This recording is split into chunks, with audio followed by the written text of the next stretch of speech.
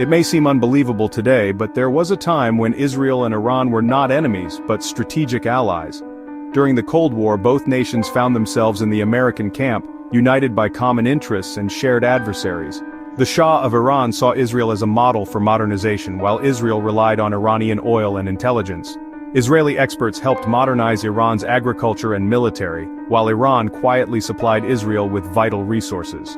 Direct flights connected Tel Aviv and Tehran, and trade flourished behind the scenes.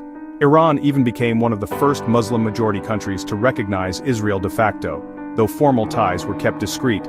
For a generation, Israelis and Iranians saw each other as partners, not enemies. But this alliance depended entirely on the Shah's pro-Western rule. Beneath the surface, however, deep currents of religious and political dissent were building in Iran. These forces would soon erupt, ending the unlikely friendship and setting the stage for decades of hostility. The era of cooperation was about to vanish, replaced by a bitter enmity that would reshape the Middle East. 1979 marked a dramatic turning point. The Iranian Revolution toppled the Shah and brought Ayatollah Khomeini to power. The new Islamic Republic saw Israel not as a partner, but as a symbol of Western imperialism and an enemy of Islam. Iran immediately severed all ties with Israel, handing its embassy in Tehran to the Palestine Liberation Organization. The ideological shift was total. Israel became the little Satan, and the conflict turned deeply religious and uncompromising. Iran's foreign policy now focused on exporting its revolution and opposing Israel at every turn. For Israel, the loss of a key ally and oil supplier was a strategic shock. The new regime openly called for Israel's destruction, forcing Israel to rethink its entire security doctrine. Khomeini institutionalized hostility, declaring Quds Day to protest Israel's existence. The old alliance was erased overnight, replaced by a new era of bitter ideological enmity. Shared interests were gone. Confrontation became the new normal. The Middle East would never be the same.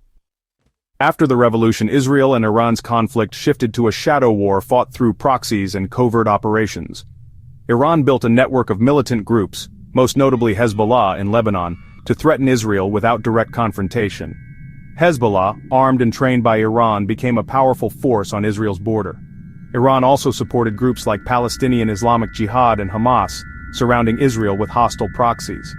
As this proxy war escalated, Iran's nuclear ambitions emerged as Israel's greatest fear. Israel launched sabotage and assassination campaigns to disrupt Iran's nuclear program, targeting facilities and scientists. Mysterious explosions and targeted killings, often attributed to Mossad, became hallmarks of this secret war. Both sides engaged in a high-stakes game of cat and mouse, with Israel vowing to prevent a nuclear Iran at any cost. Iranian leaders insisted their program was peaceful, but their rhetoric remained hostile. The shadow war brought the two nations to the brink of open conflict more than once. The battle was now fought in the shadows, by spies, proxies, and scientists. 4 decades on, the Israel-Iran conflict has only intensified, expanding into new arenas. The Syrian civil war gave Iran a foothold near Israel's border, establishing a land bridge to Hezbollah in Lebanon. Israel responded with hundreds of airstrikes in Syria, targeting Iranian forces and weapons shipments. Israeli leaders made clear permanent Iranian bases in Syria are a red line. The conflict also moved into cyberspace, with both nations launching cyber attacks on each other's infrastructure. Israel's Stuxnet worm crippled Iranian nuclear centrifuges. Iran retaliated with attacks on Israeli systems. Cyber warfare became a new front, low-cost, high-impact, and dangerously unpredictable.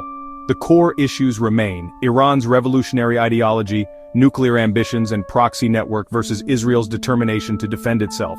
Leaders on both sides see the other as an existential threat, fueling a perpetual shadow war. The struggle now spans air, land, and cyberspace, with no end in sight. The region remains on edge, as each side tests the other's limits. The future of Israel-Iran relations is uncertain and dangerous. Iran's continued uranium enrichment brings it ever closer to nuclear capability, a red line for Israel. Any move toward a bomb could trigger a massive Israeli military response, risking regional war. More likely, the shadow war will intensify, more airstrikes, cyber attacks, and covert operations. A single miscalculation could spark all-out conflict. De-escalation seems unlikely without a dramatic change in Iran's leadership or ideology. The current regime remains committed to its anti-Israel stance, making peace a distant prospect. The Abraham Accords have isolated Iran further, creating new regional alliances against it. This could deter Iran, or make it more desperate.